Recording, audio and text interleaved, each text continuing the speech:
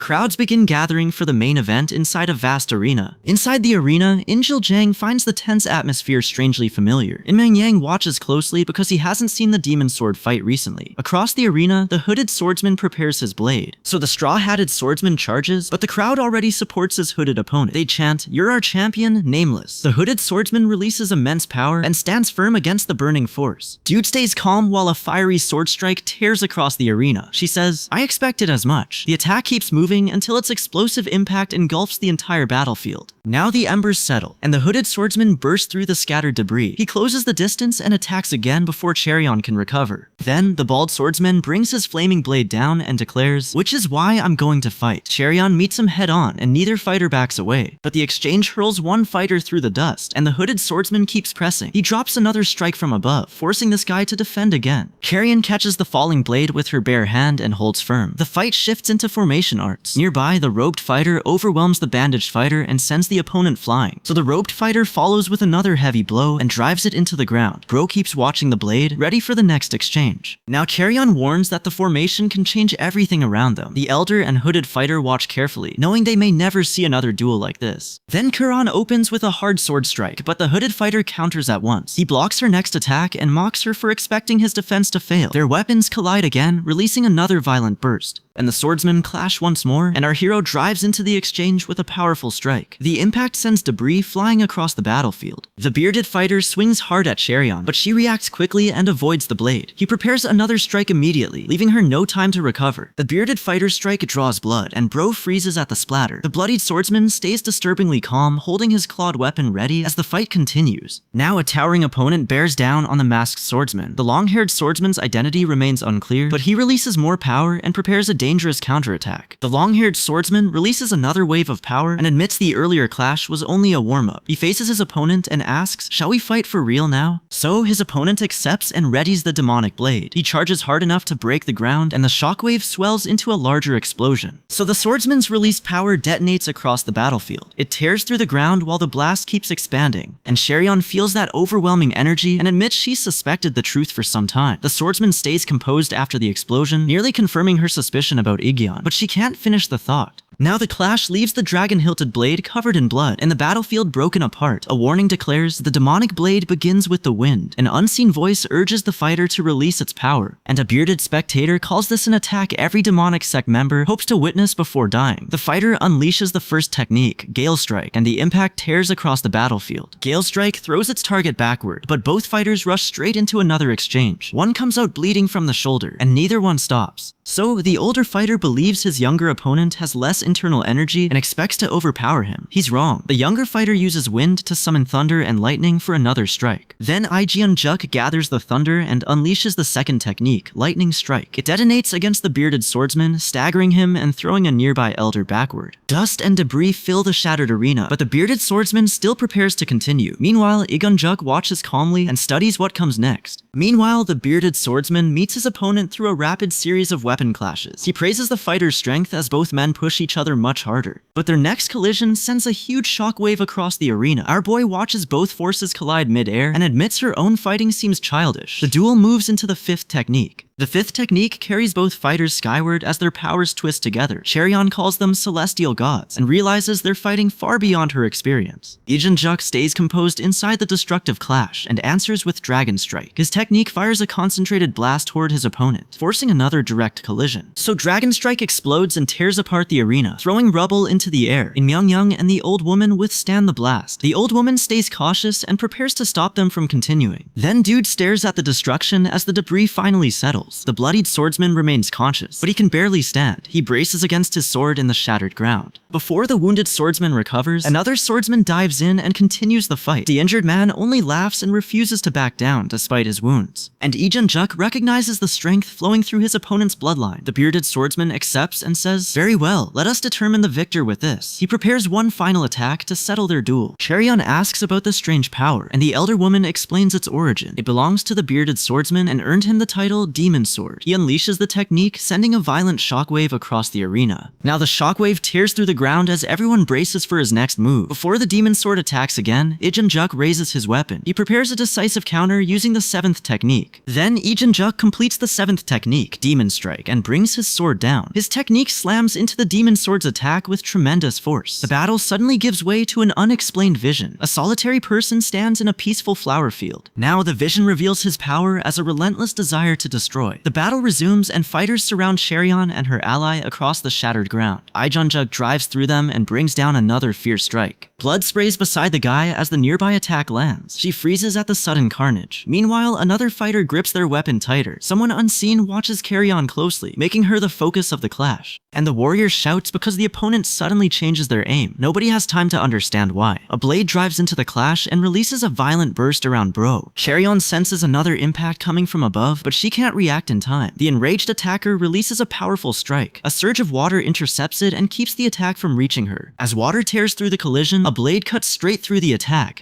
Juk emerges unharmed and composed. The water hasn't stopped him, so his survival leaves Hwaimak stunned. Hwaimak tries to address the unexpected fighter, but his words stop halfway. So Hwaimak finally asks, "Young master?" He recognizes Juk, confirming they already have a connection. Hwaimak's words trail off as Cheryon finds the noble sword within reach. She recognizes the weapon and freezes briefly. Still, this guy takes control of it and prepares to strike. So Cheryon swings the noble sword and releases a huge surge of water. 5 unidentified onlookers watch nearby. A descending attacker breaks through her counterattack and closes in for the impact. The descending fighter drives a blade at the woman and breaks through Cheryon's counterattack. Rock shatters around them, and the clash leaves the bearded fighter bloodied. The damage is serious. But the long-haired woman feels even a grazing wound drain her internal energy. She demands to know which martial art caused it. The elderly woman only says it's over. The draining attack has already decided the fight. Meanwhile, the final strike sends Bro tumbling through the dust, leaving her dazed and bloodied. The grand final spectators panic because they can't see what happened. The crowd protests the sudden interruption, but Cheryon realizes the formation arts are gone. The distorted battlefield vanishes, and everyone returns to reality. A young spectator urgently points everyone toward the battered fighters. With the formation gone, the white-haired finalist kneels bloodied and grips the noble sword. The defeat is decisive. Then the other battered fighters silently take in the result. An unidentified presence watches from the wreckage, leaving them under a new threat. The shadowed observer says the final nearly killed them. The bloodied bearded fighter finally admits, "I lost." Nearby disciples fall silent as Inmyeong Yang and Hwaimak inspect the damage. Inwei Jang reacts to the result while Hwaimak stays watchful. Cheryon remains quietly confident. A public announcement names Juk the youngest champion, marking a historic victory. So the crowd takes up Juk's name and hails him across the arena. Our hero watches closely as everyone celebrates his championship victory. He now has national renown. Now the celebration continues beneath the festival lanterns. Juk confidently addresses Cheryon and Inwa Jung laughs loudly, while Dude recoils in embarrassment. Nearby guests react with surprise. She would rather refight the whole tournament than this conversation. Meanwhile, Jung gets Charyon's attention and says she already has feelings for another man. Charyon freezes because she never expects her father to drag her into this romantic argument. And Cheryon asks what he means, and Juk confidently answers, "Me." That claim places her right in the middle of the growing tension. Our boy flusters through, very much too, and the surrounding elders immediately get angry. One elder admits Juk's boldness matches his martial skill. The argument turns confrontational, and an older man condemns the large man for speaking disrespectfully to his master. Before anyone settles down, Juk asks a serious question about the family. Attention shifts toward those behind him. Then Juk confronts the elder, who calls him immature and says age will teach him. He calmly rejects that future and refuses to become part of the older generation. Open hostility follows. Cheryon,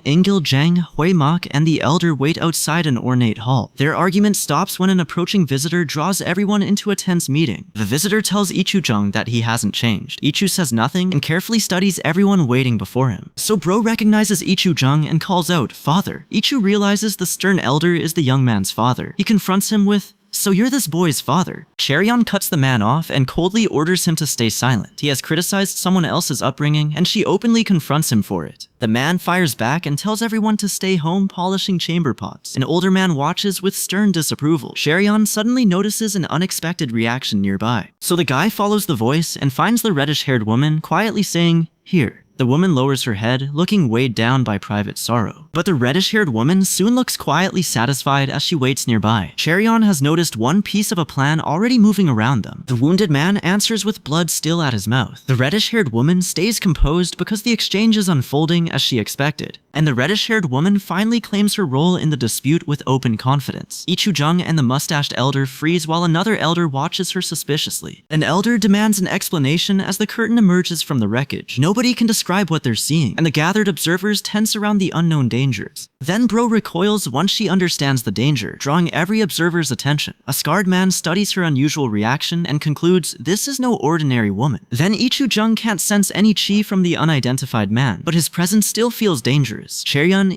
Jang, and Inwa Jang enter the gathering while keeps watching him. There, the bandaged young man openly challenges Inmyeong Yang and calls him father. He accuses Inmyeong of always defending things with little value before everyone present. The young man warns the watching elder, "Don't force me to follow bad examples." Cheryon watches him carefully because his warning clearly promises retaliation. Now the young man is unusually volatile because his parents are present. Before he pushes the confrontation further, Inwa Jang arrives and tells everyone to wait. Inwa Jang stops them, and Ichujung and the bandaged young man hold back. The families move their discussion to New Wind Manor before either side starts fighting. At New Wind Manor, a representative thanks this guy and apologizes for the young man's behavior. Cheon joins Injil Jang and Inwa Jang for tea, but nobody relaxes. Meanwhile, Ijun-juk sits beside Injil Jang and considers how much he should reveal. Dude turns back when Ijun-juk addresses her, unsure where his account is going. And Ijun-juk tells Cheon, "Then I ran into her again at a bar." That means he'd already met the woman before. He insists that even martial artists must observe proper conduct between men and women. As he speaks, Cheon remembers an intruder crossing a pond without sinking. Now, our hero remembers lying in the petal-covered water with the man standing nearby. Blood stains her clothes, making it clear that violence has already happened. Cheon still doesn't understand why Ijun-juk keeps talking about proper conduct. She keeps eating and plans to gorge on meat tomorrow. Nearby, the hooded figure watches them. So Bro dismisses Ijun-juk's behavior as childish, but the hooded figure moves across the pond and she asks what Ijun-juk plans to do. Then before he answers, the hooded figure attacks across the pond. Their opponent counters with enough force to throw the water and petals into a violent clash. The counterattack breaks through and throws the hooded figure into the pond. Cheon can no longer mistake this confrontation for anything but a real fight. Cheon sees the fight as real and says, "I'm going to fight." She asks whether Ijun-juk's father is as powerful as he is. But Ijun-juk turns the question around and says their mothers are equally formidable. He asks whether she knows how his mother learned the Chunma's martial arts. Our boy recoils because his family is tied to that dangerous power. Ijun-juk admits the person connected to the Chunma's legacy is frightened too. His gentle smile makes the connection seem personal, not merely dangerous. Cheon still doesn't know the full truth about his family. At the secluded Heavenly Demon Palace, an unnamed lord waits alone. The palace remains active, so Igonjek's family connection isn't just old history. So a servant reports that Bro has come out of hiding. The seated lord asks whether her male companion is with her. The servant confirms it, proving the palace is tracking them both. Then the lord moves ahead with his plan to conquer the world. His allies laugh together in the rain. However, the robed man calls another person's bold conduct arrogant. Ijun-jum quietly considers his next move regarding the Heavenly Demon Palace. Elsewhere, an elderly woman works by hand after suffering a painful defeat. The others question her and try to ease her disappointment. An old man reminds her that she hasn't lost her standing as a warrior. Her determination returns. At the elders' meeting, an elderly man warns that the young man may uncover the hidden truth. The bearded man doesn't recognize the Galaxy Meteor Sword or the Stormwind's family. The elders explain that the secluded family avoids Murim affairs.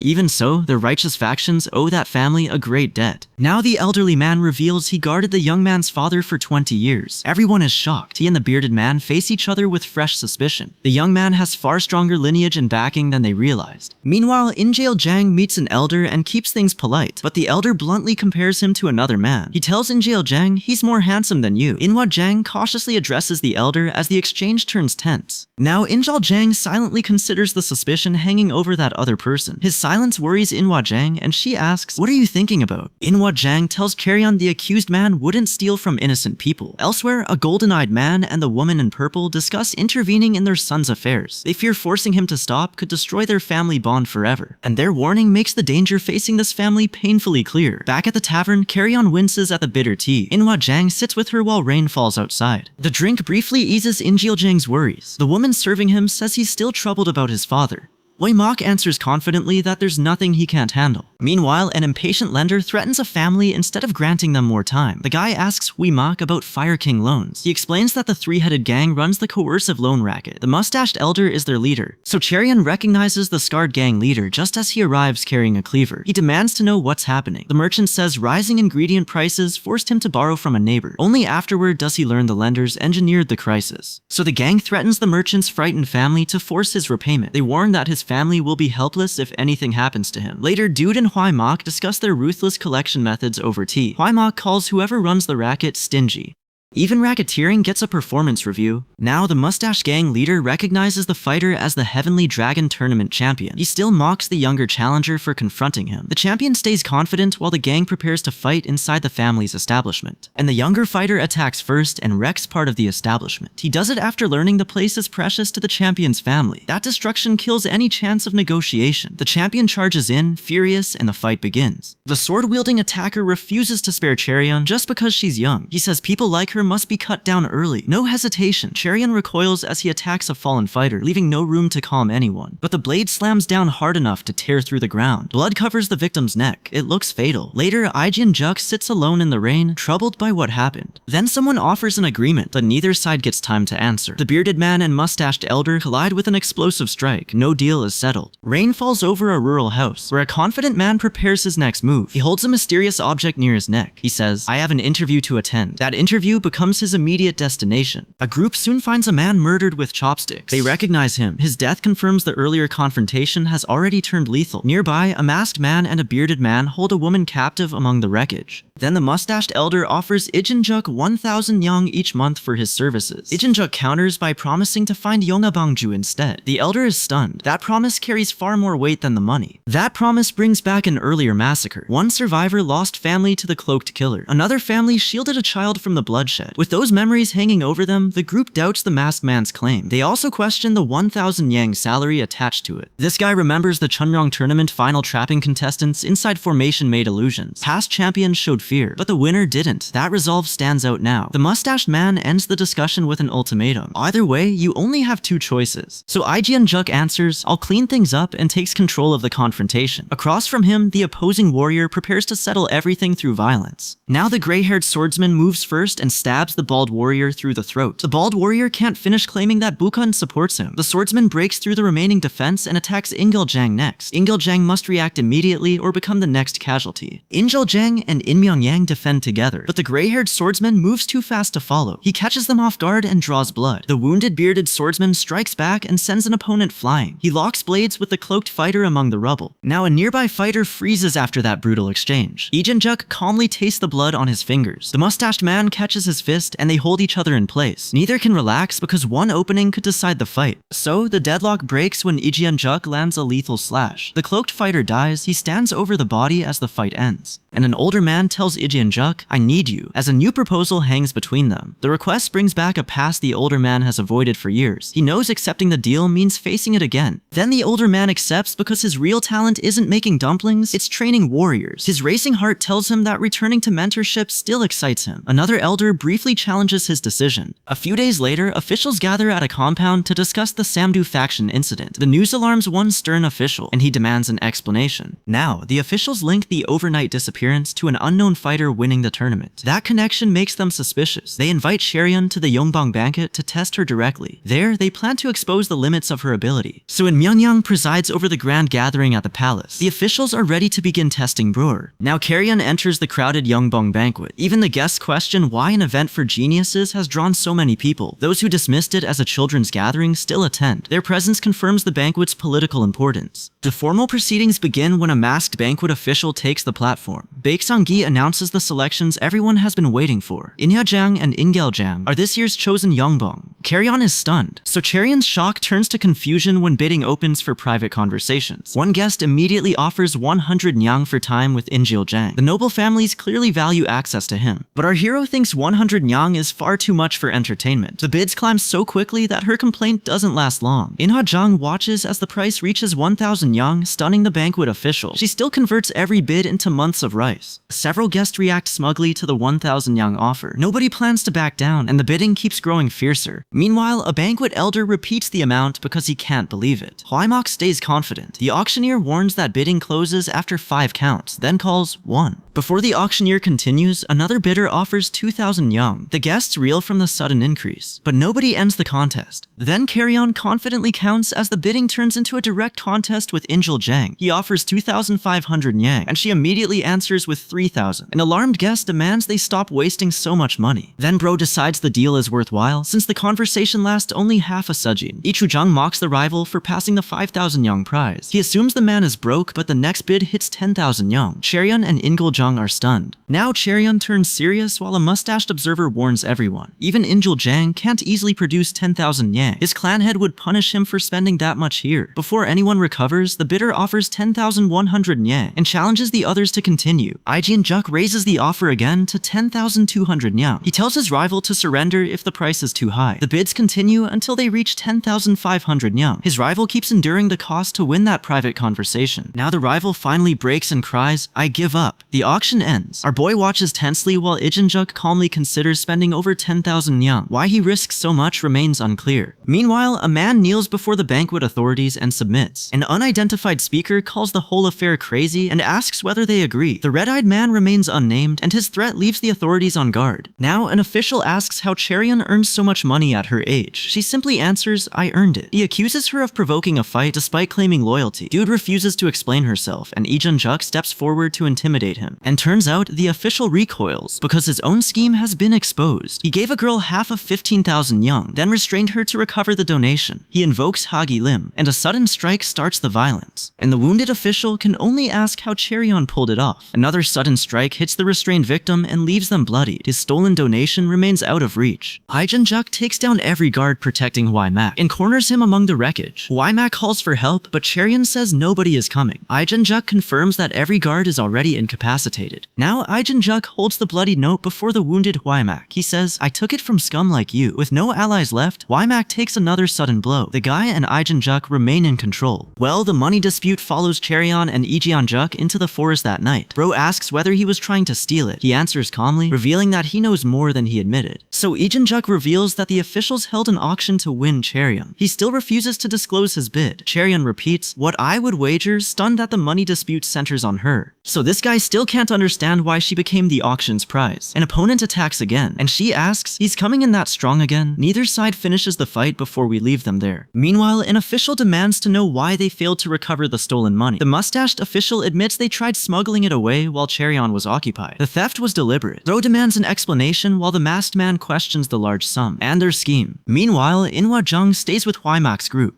Mak speaks seriously while the conspirators prepare their next move. But the hooded figure asks whether they should kill the Heavenly Dragon tournament winner. Another conspirator approves the assassination. Jang gets angry, then recognizes their target and accepts the plan with satisfaction. Their plan is to attack when the tournament winner lowers his guard. Secrecy demands one more death afterward. The hooded figure intends to kill their accomplice once the assassination is finished. Elsewhere, the hooded figure corners the mustached official over the gathering of the generation incident. The official dismisses Juk's anger as insignificant. The conspirator answers, "No, you're finished." The main clan plans to sacrifice the official for the scandal, and the mustached official recoils, but the hooded figure keeps pressing him. He already knows Juk's temperament makes this serious. The conspirator admits he's trapped in a similar predicament and proposes they cooperate. Then the official admits the main clan will blame him for the Yongbong banquet incident. The hooded figure asks whether he wants revenge for their betrayal. The official agrees because retaliation may be his only chance to survive. The mustached official makes his reason clear. He joins the revenge plot because he wants to survive. Back in the present, a stern conspirator says they'll soon send the contract to Gwisolman. Then the stern conspirator warns the masked man that their target won't simply wait. He recalls getting caught while smuggling out the Pokshan Row. That incident explains the contract and the danger closing around them. The memory returns to the bloody smuggling clash. Cheon strikes a conspirator in the jaw, and a stern official demands answers. A masked swordsman calmly provides the Atalchi antidote and releases the conspirator. The immediate confrontation ends, but their scheme remains intact. Now the desperate official vows to survive while the conspirators explain their plan. They provoke the tournament host and arrange a false assassination contract. Once the truth emerges, he'll be blamed for commissioning the attack. Now the conspirators debate whether Baekseung-gi needs to die. They care more about Gwiselman's response to the false assassination contract.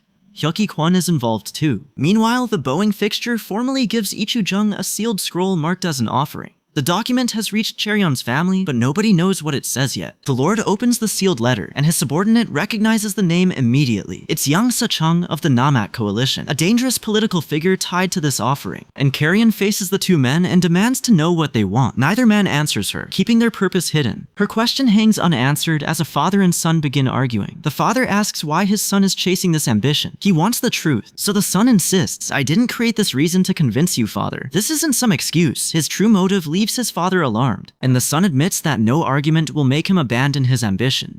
Jang still demands a proper reason, forcing him to defend that decision. So the dispute ends with the sun sent falling, brutal, and Myeongyang condemns the four great hegemons for calling themselves Murim's masters. An elder questions whether they deserve that authority. The man confirms that he plans to challenge the powers ruling now. The woman and elder ask whether he'll drown the land in blood. Will he crush every opponent and kill anyone who resists? Then their warning paints settlements swallowed by war and battlefields packed with weapons and banners. The long-haired man prepares to answer one question. Does his new order require mass slaughter? Their argument over Murim's future hardens because the white-haired man refuses to yield. The other man remains confident, while our hero prepares for the conflict their ambitions will cause. But Charyeon and the light-haired man face those consequences together before they leave. They go without a word. Even so, his thoughts return to the intense anger that continues driving him. So that buried anger comes from a wider fear about conquering the world. Conquering it will bring serious hardship. Lives are the true price. Among the dead, a father asks whether his son understands that terrible cost. The father's warning settles over Juk and leaves him facing his ambition. The father asks whether his child truly grasps domination's weight and its human cost. Juk declares that he'll create a better martial world. The declaration leaves Jang and Dude stunned by his conviction. Calmly, the white-haired man challenges him, and Juk questions whether his ideals ever came from the heart. Then Juk declares, the young hero of 20 is no longer here. That identity is gone. On the cliff, the white-haired man says the martial world will improve gradually. He says everyone must fulfill their duty and practice chivalry, directly opposing Juk. Juk rejects that faith in chivalry, arguing that nobody can live without contradiction. The white-haired man ends the debate by saying he'll go ahead, leaving their dispute unresolved. The disagreement turns into a sword clash, and neither man gives any ground. Meanwhile, the bearded man notices their confrontation. He says Juk hasn't held a sword for a long time. This fight matters. And Juk trusts the other swordsman to handle the fight alone. He turns away and starts building his force. Hwaimak reports hiring 50 martial artists as Juk ordered. Juk demands generous treatment for every warrior.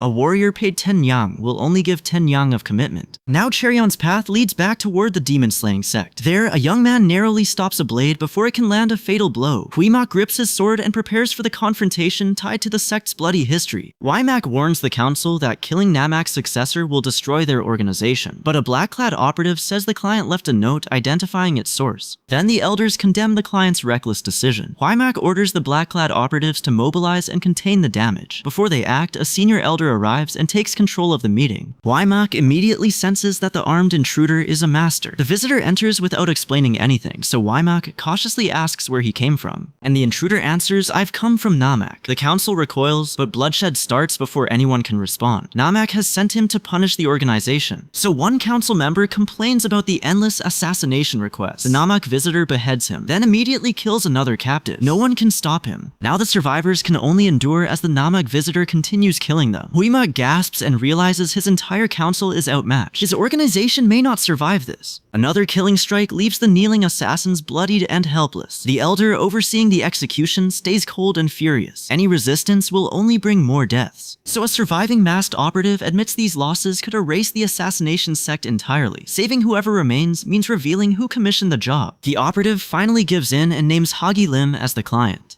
That answer puts Hagi Lim directly in danger while he waits in the forest at night. Meanwhile, a white-haired man confronts the bloodied sole witness and prepares to kill him. He claims they've already handled the only person who knows the truth, and the conspirators decide the commission will remain an eternal secret. They can wait for their target to die by an enemy's hand or another cause. Nearby, an unknown visitor waits calmly, suggesting their cover-up has drawn outside attention. But Ichujung spots the visitor in the forest and demands to know how long he's been there. After a tense pause, Ichu asks what the visitor truly is. The visitor says he can answer, but warns that the truth will kill Ichujung. That leaves Ichu choosing between ignorance and deadly knowledge. Then, the visitor asks whether Ichu still wants the answer. Ichu holds his ground while the bloodied masked operative remains nearby. Juk gives him one final warning. Learning his true identity means death. He asks, still want to know who I am? Then Ichu refuses to back down despite the threat. Juk calmly accepts his decision and says, yeah, I figured you'd say that. He prepares to settle this by force. So his opponent's eyes turn red as he condemns Juk Juk as another piece of scum. He prepares to attack, but Juk releases intense killing intent. A nearby observer recoils in fear. Juk grips his sword and refuses to be treated as an easy target. Still hooded, Aichu remains confident and warns that Juk is about to die. Neither man backs away. Later, Sheryeon, Ingale Jang, and Suryeon Jang gather before visiting the market. Suryeon admits she can't remember her last visit. Her illness has kept her isolated for years. Now Suryeon remembers she'd still be confined at home if a healer hadn't treated her. She wonders how she can repay that debt. Sheryeon sees how deeply Suryeon cares for others. So, the vendor leaves to fetch an item while our boy waits beside Suryeon Jung. Sheryeon grows embarrassed. Shopping rattles her more than swordplay. Nearby, a rider tightens the horse's reins. The horse charges through the crowded street toward them. Bro pulls Suryeon Jung close and shields her. Bystanders jump aside while one woman watches with a smirk. Meanwhile, armed riders from several groups race through the snow toward Wuhan. The same urgent crisis is drawing every major martial force there. This is serious. And Uemak admits he doesn't know what's happening, but he finds it disappointing. In Myungyoung agrees that the outcome is regrettable. Neither man explains what went wrong. The Wuhan gathering turns suspicious when the elders hear the accusation. Bokunpa may have ordered the Nama coalition successors murdered. A masked accuser demands confirmation. Weimak says the accused is a traitor if it's true. Then Myungyoung cites a longtime friendship and starts issuing a stern warning. Another masked participant stops them from judging the accused without proof. No verdict is reached. Now, a servant escorts Carry-On into the palace courtyard. Mounted forces already fill the grounds. Hyuki-Kwon watches her enter with knowing amusement. So Ichu Jung urgently shows Hui-Mak a portrait. He calls the pictured person his only one. Before he explains, a blast drives a masked fighter and another swordsman backward. Cheryeon activates a small object. So Juk draws his sword while still wearing his mask. A nearby swordsman recognizes him and recoils. The gathering prepares to fight as the white-haired elder silently studies him. Now, someone identifies Juk as the Southern Evil Alliance's greatest master. The guy receives that revelation with unsettling calm. She prepares to face him without backing away. So, the hooded figure's arrival shocks the guards, but the unfamiliar long-haired man stays calm. They demand his identity. Weimak learns the stranger won the Heavenly Dragon War, confirming he's a dangerous martial artist. But Weimak's companion can't believe nobody recognizes the victor. The bearer of the unerasable sword delays their expected confrontation. Cheryeon watches the private discussion from afar, hoping it won't cause a war. The white-haired man accepts that their confrontation won't happen tonight, so he postpones his plan. Still, the long-haired man remains confident and promises they'll fight soon. Meanwhile, a top-knotted man reports to a masked elder. He learns the Heaven Tyrant clan hired an assassin's guild. News stuns him. His shock quickly turns into anger, and he prepares to strike back. Now, a bloodstained North Heaven Tyrant clan fighter vows to crush every opponent. Days later, investigators search the forest crater where their hired operative vanished. He disappeared right after completing his assignment, making them fear someone compromised the operation. Then Injul Jang decides the operative's disappearance proves someone betrayed him. He orders his people to find the traitors and whoever planted them. Both must be eliminated, and his subordinate accepts the order. Injul Jang keeps that order in place only for now. He fears the Southern Evil Alliance's lord might expose their secret. That possibility convinces him an unseen party could be manipulating him. Then Bro arrives at a grand palace with a mounted procession. Inside, Ijinjuk praises an operative for completing the assigned task. Meanwhile, the reddish-haired woman warns the bearded man that the rumor will dominate that night's gathering. 30% of the merchants directly contract with the North Heaven Tyrant clan. The clan usually manages those merchants itself.